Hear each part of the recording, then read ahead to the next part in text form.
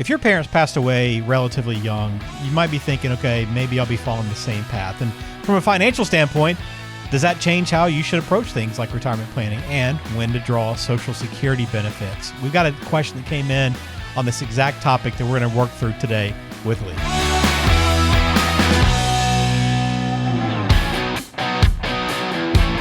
Welcome to the My Retirement Clarity Podcast, where our goal is simple, to help you close the gap between what you know and what you implement. The team at Perkins Wealth Management does this by helping good people make great decisions so they can enjoy an amazing retirement. And now, here's your host and financial advisor, Lee Perkins.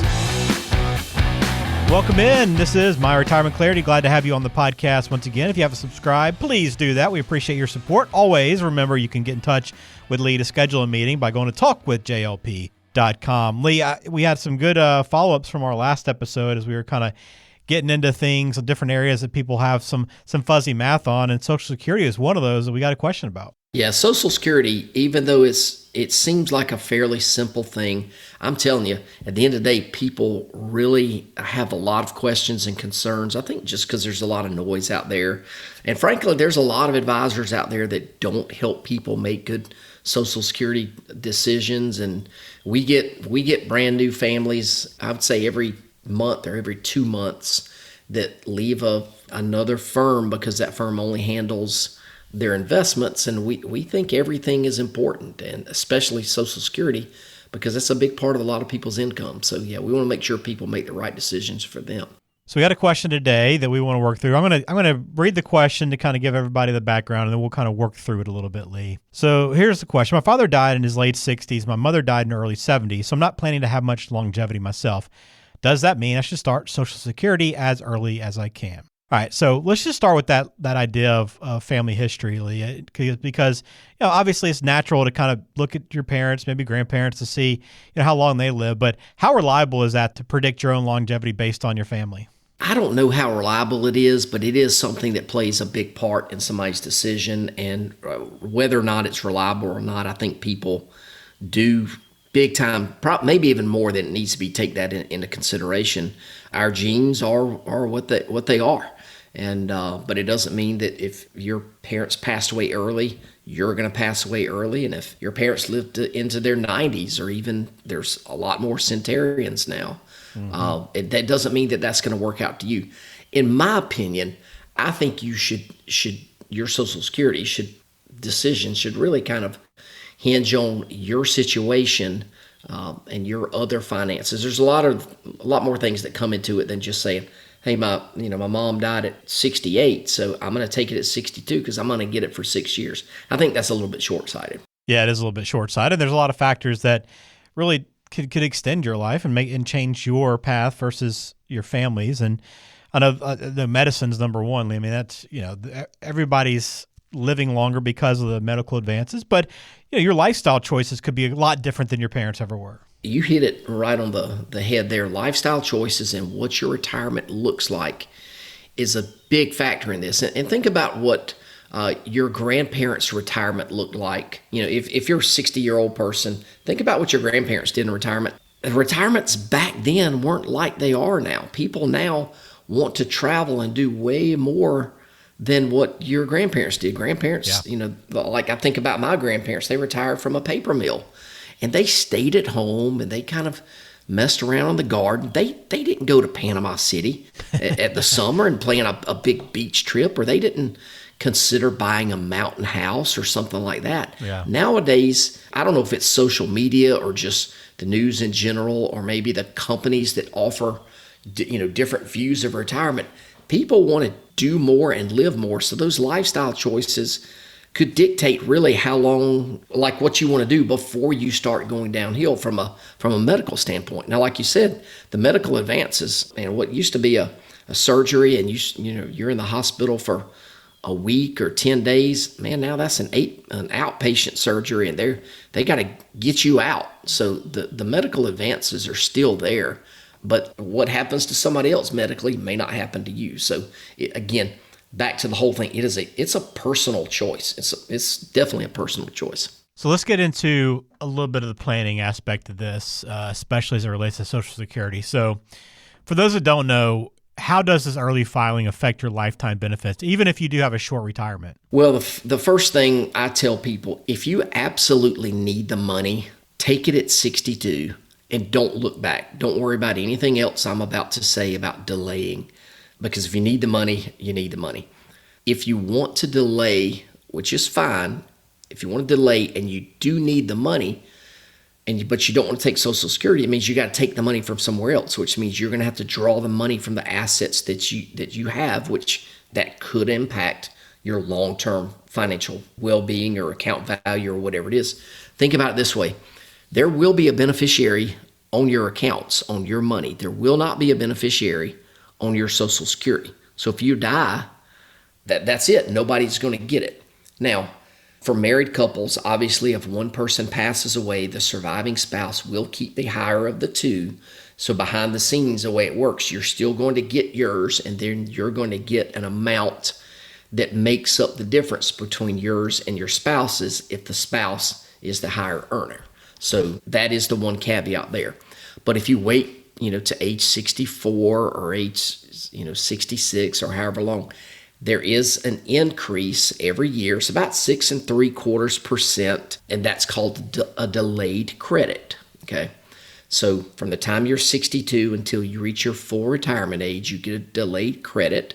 So taking it at 62, you get depending on the year you were born, you're going to get 75% of the money, just ballpark. Mm-hmm. And that's it. Now, you'll still get COLAs over time, so your Social Security is not going to be the same the rest of your life, but that is what it is. If you delay, you get the delayed credit, so that can be at your advantage. Now, once you reach your full retirement age, you get 100% of the amount that they tell you that you're eligible for. And a lot of people will wait to do that just because they're like, hey, I want to get my full benefit. If you delay beyond that, you get something, you're getting an additional 8% every year for the next 4 years. So, and that's simple interest. So you get 108% of the benefit, then 116, and then 124 until it caps out at 132. So at age 70, it does not get any better than that. So take it then. There's no reason to delay it any longer. But again, we get back to the whole theme of how long are you going to live and what condition are you going to be in when you're older. And I'm of the opinion that the Social Security can make a bigger impact in your life on your enjoyment and lifestyle and all of that earlier rather than later, just because I've seen people pass away earlier than they anticipated. Well, take us into the process then inside your office, Lee, for somebody going through this, and whether it's they have questions about longevity or they're just trying to come up with the best plan of attack for Social Security. What kind of analysis do you run to help them determine what age that needs to be for them? All right. So back in 2014, 15, 16, 17, I would do a Social Security optimizer, and so that is basically like a big grid. You had ages on each side for you and your spouse, and I could pick the age, and it would spit out the amount, and I could hit a button. It would tell us where you get the most amount of money, what the strategy should be. I don't use that anymore because that's a simple math equation, and the math doesn't tell the whole story. So you can just Google Social Security calculator online, and you can find what I'm talking about. Those are a bunch of different places. What we do now is take the number of what we think your Social Security is going to be at a specific time. Then we add in all of the other variables that, to me, help make the decision, because you can't make Social Security decision in a bubble, and I think sometimes that's what people do. I think there's so many other things that come into play, and so we can put in everything, your pensions, your withdrawals from your assets, all these kind of things, and then we can just change the date of when you take Social Security, and we can look at the overall situation rather than just saying, hey, at 62, I get $1,500, and at 65, I get $2,000. Well, let's wait 3 years. Mm-hmm. It's way more beyond that. So it's kind of a more comprehensive analysis than just the Social Security calculator that you can find online. Hey folks, Lee Perkins here. I wanted to tell you about our brand new book called Next Phase, How to Retire in a Year or Less Without Regrets. It's all about helping you prepare for the next phase of your life, whatever that looks like for you. So, if you're ready to make the most of your next phase, or if you're already retired and aren't sure you're doing all you can to get the most out of your retirement, then you'll want a copy of this book. All you have to do is text Next Phase to 478-475-2050 and we'll send you a copy right away. You can also access additional resources and register for one of our upcoming workshops at our website, www.myretirementclarity.com. Thanks for listening. Now back to the show. All right, and then expanding out a little bit from there, beyond Social Security, I know there's other financial planning conversations and decisions that need to be made for someone that does plan for a shorter retirement. So what are some other things to maybe be thinking about based on this question if you find yourself in that position where you think your longevity might not be 20 or 30 years in retirement? Got it. Okay, so if that's the case and somebody is really concerned about a shorter life and they are married, if they're not married and you're thinking shorter life, then go ahead and take the money, okay? We're going to just take the money, enjoy the time that you think you've got. If you are married, then I think you have to take your spouse into consideration.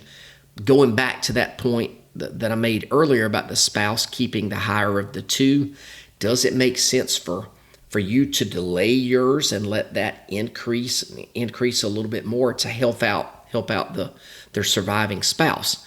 Again, that's another scenario that we're able to do in our software.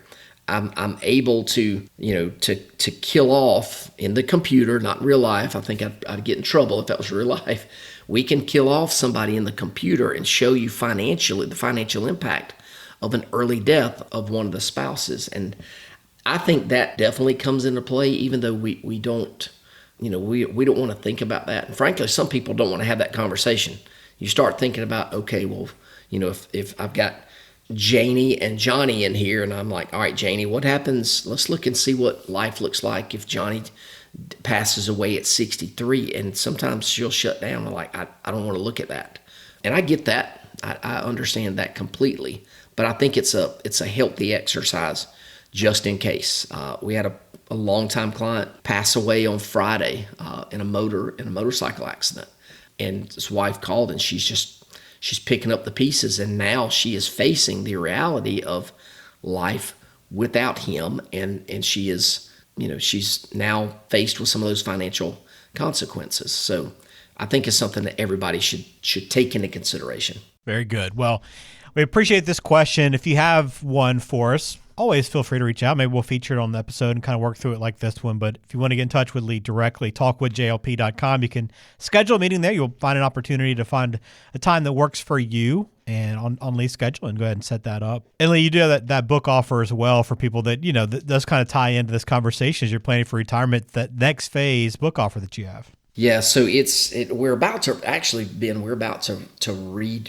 the book because okay. I've got a few other things we're going to add to it, but it's a simple read, and we give that book to everybody who comes to the office. It's a great way to kind of kickstart things. But for a special offer for the listeners of the podcast, if you want a copy of that book, just text Next Phase to 478-475-2050. Give us a good contact information, email address, and we'll make sure that we get that book to you. Simple read, but we're hitting some really good points a lot of people overlook when they're planning for retirement, or even for people that are already in retirement, because we want you to just maximize and make the next phase of your life the best phase. Absolutely. Take advantage of that. Again, our goal is always to help educate you around financial planning and retirement planning, and hopefully this episode has done that for you. If you liked it, please hit subscribe. We'll look forward to another episode coming soon. Lee, have a good week. Thanks, man. You too.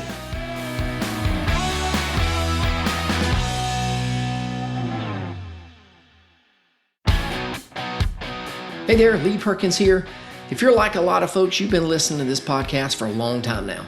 But I've got an important question for you. Have you implemented any of the ideas that we've discussed on the show? If you haven't, what are you waiting on? You know you're not getting any younger. So here's my challenge. Don't just consume the content. Our number one goal for this podcast is to help you close the gap between what you know and what you implement. So if you're ready to implement, take that first step today and visit www.talkwithjlp.com and schedule a 15-minute phone call with one of our advisors, and we'll help you close the gap between what you know and what you implement so you can enjoy the next phase of your life.